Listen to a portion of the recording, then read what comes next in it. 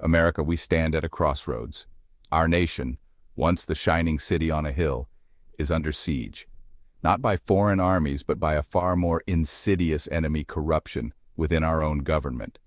This corruption eats away at the very fabric of our nation, eroding the freedoms that generations of Americans have fought to preserve.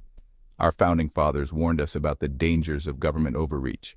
They understood that a government too powerful would inevitably become a threat to the very liberties it was created to protect. And that's exactly what we're seeing today. From the halls of Congress to the depths of the bureaucracy, corruption festers. Career politicians, more beholden to special interests than to the people they swore to serve, line their pockets and the pockets of their family and friends while our rights are trampled underfoot. This is not the America our forefathers envisioned, this very close to becoming what they fought against. It's not the America we deserve. We, the American people, must rise up and reclaim our heritage. We must expose the corruption, hold the guilty accountable, and restore our government to its rightful place as the servant, not the master, of the people. This assault on our liberties didn't begin overnight. It's been a slow and insidious process, a gradual erosion of our rights, spanning over a century. Each generation has faced its own battles, its own struggles against the ever-expanding reach of the federal government. From the income tax to the Federal Reserve, from the New Deal to the Great Society, from the National Firearms Act to the Patriot Act, the federal government has steadily amassed more power and control over our lives. With each new program, each new regulation, our freedoms have been chipped away, bit by bit. And what has been the result? A bloated and inefficient bureaucracy that stifles innovation, crushes small businesses, and burdens hard-working Americans with mountains of red tape. Our tax dollars are squandered on wasteful programs and foreign aid, while our own infrastructure crumbles. The Founding Fathers understood the dangers of centralized power. Thomas Jefferson warned us that a government big enough to give you everything you want is strong enough to take everything you have. His words ring truer today than ever before. Every elected official, from the president down to the local dog catcher, takes an oath to preserve, protect, and defend the Constitution of the United States. Yet, how many of them truly honor that oath? How many of them uphold the principles enshrined in that sacred document? Not very many. Politicians who violate their oath of office need to be removed and charged with treason. The Constitution is clear. Our rights are not granted by the government, they are endowed by our Creator. They are inalienable, meaning they cannot be taken away. They cannot be infringed, regulated, or restricted. Yet every day we see our rights under attack. Our right to free speech is under assault on college campuses and social media platforms by the very people we elected to defend our rights. Our right to bear arms is constantly being chipped away. Our right to privacy is violated by intrusive government surveillance. Our right to religious freedom is threatened by those who seek to impose their secular socialist ideology on everyone. The Constitution is not a living document to be reinterpreted by activist judges and power-hungry politicians.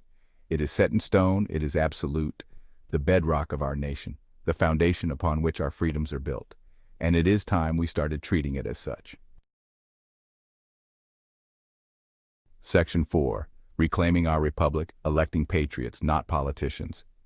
The responsibility for this sorry state of affairs lies squarely at the feet of the career politicians who have hijacked our government. These individuals, more concerned with their next election than with the well-being of our nation, have sold us out to the highest bidders.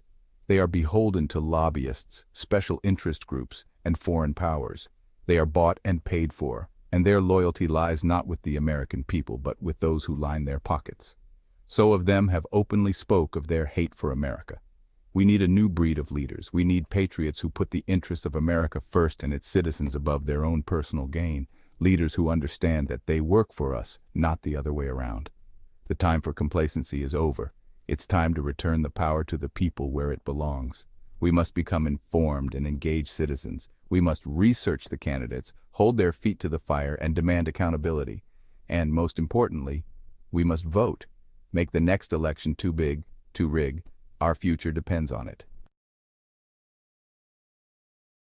Section 5. Fortress America, securing our borders, protecting our prosperity. Charity begins at home. We cannot continue to pour billions, no trillions of taxpayer dollars into foreign aid while our own cities crumble, our veterans go without proper health care, and our national debt spirals out of control. Not one penny should go overseas as long as there is a single homeless veteran living on the streets. We must secure our own borders, deport anyone here illegally, protect our nation, use the military and authorize lethal force, and rebuild America before we can even think about helping others. For too long, our porous borders have allowed illegal immigrants to flood into our country, straining our social services, depressing wages, and threatening our security by bringing crime and criminals with them. This is not about being anti-immigrant. It's about being pro-American. We are a nation of laws, and those laws must be enforced. We must build the wall, end sanctuary states and cities, and implement common-sense immigration policies that put the interests of American citizens first.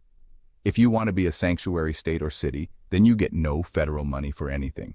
Not 1 cent for welfare, roads, schools, or anything else you need. Section 6. The possibilities facing America. As we stand at this crossroads, we must consider the paths before us. One path leads to civil war, a devastating conflict that could tear our nation apart, but might be the only option that allows us to retain what is left of our rights. The other path, if we choose to do nothing, leads to the eventual death of America as we know it. If we continue to allow the socialist takeover of America, we will have no rights, and we will be a third world country. The choice is ours to make, and the consequences are dire. We must decide whether we will stand united, fighting for the principles that our nation was founded upon, or allow socialism to seep into the very fabric of our society. The stakes have never been higher. Our forefathers fought and died for the freedoms we enjoy today. Will we honor their sacrifices, or will we allow their legacy to be tarnished by inaction? We must ask ourselves, what kind of future do we want for our children and grandchildren? One where they live in a free and prosperous America, or one where they face the ruins of a once great nation? The power is in our hands. The time to act is now. Our choices today will define the America of tomorrow. We must rise to the occasion, elect leaders who will stand for our values, secure our borders, and protect our Constitution. We must unite as one people, under one flag, with one destiny. The possibilities facing America are vast, but the right path is clear. We must choose wisely. Our future depends on it.